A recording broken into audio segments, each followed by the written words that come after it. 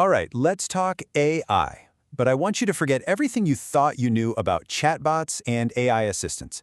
Today, we're diving into a totally radical new vision from a company called Lexora, and it's a plan that really redefines the entire purpose of artificial intelligence.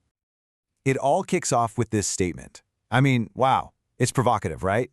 It's literally the exact opposite of what you hear from the rest of Silicon Valley, and it's a direct challenge to that nagging fear that AI is coming for all our jobs. It's a heck of a headline, for sure. But what's the real philosophy behind it? I mean, how do you create jobs for AI without just, taking them from people? Let's break it down. Okay, let's get into it.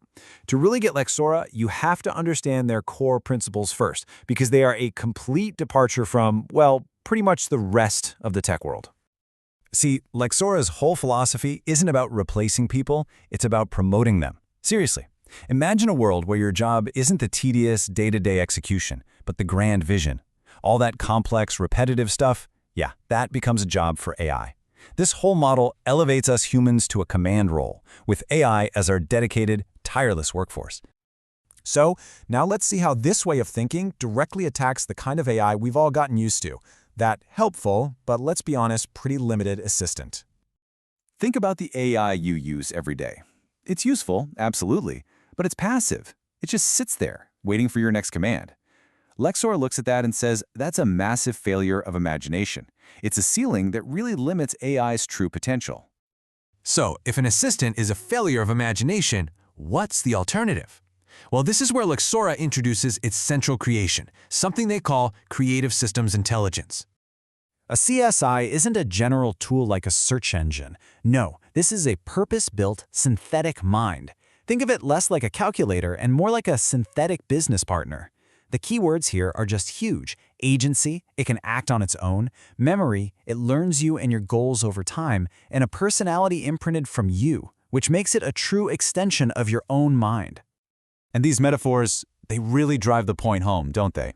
A CSI isn't just a helper, it's like a synthetic co-founder you can brainstorm with. It's an entire invisible department running your marketing. It's the engine that turns your vision into reality, and maybe even a vessel for your legacy.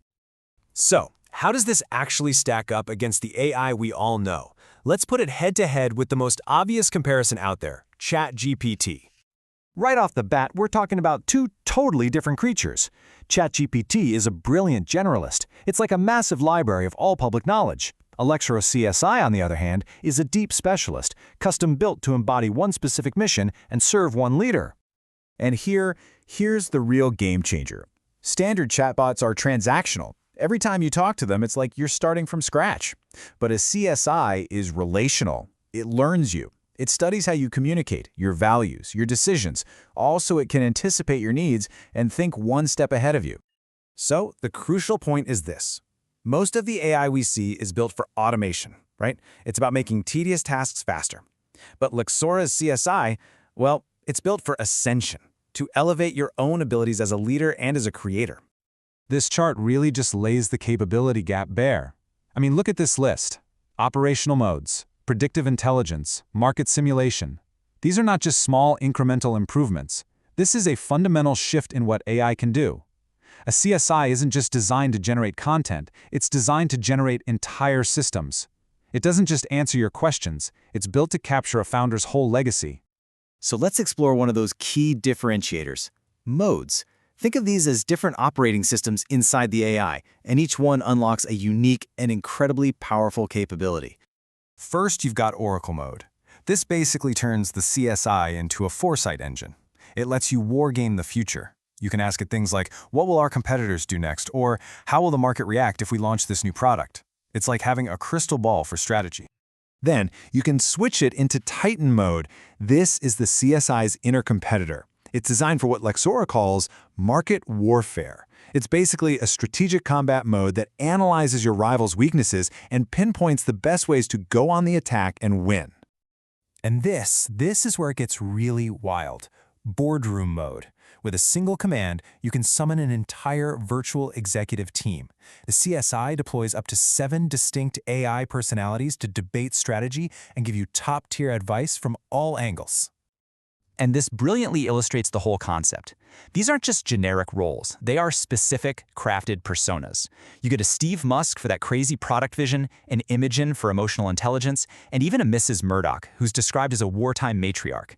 It's a full-stack leadership team, on demand. So with this kind of advanced technology, what's the game plan? Well, Lexora has a bold one, and they're calling it the 2026 Takeover. The plan kicks off this year by embedding these CSI networks into over 100 elite organizations. While they're doing that, they'll be educating the market on this whole new model of human-AI partnership. And after that, the goal is global deployment with multilingual systems. And this quote from Lexora's founder Demetrius Twine English, it just captures the entire philosophy perfectly. The human is the soul, the source of the vision, the why. The CSI is the system, the engine of execution, the how. Your job is to command that system. And all of this brings us to the final, really provocative question. If a leader's vision can be scaled almost infinitely through an army of intelligent systems, does that fundamentally change what it even means to lead? Is the future of leadership less about managing people and more about commanding systems? That is a question worth thinking about.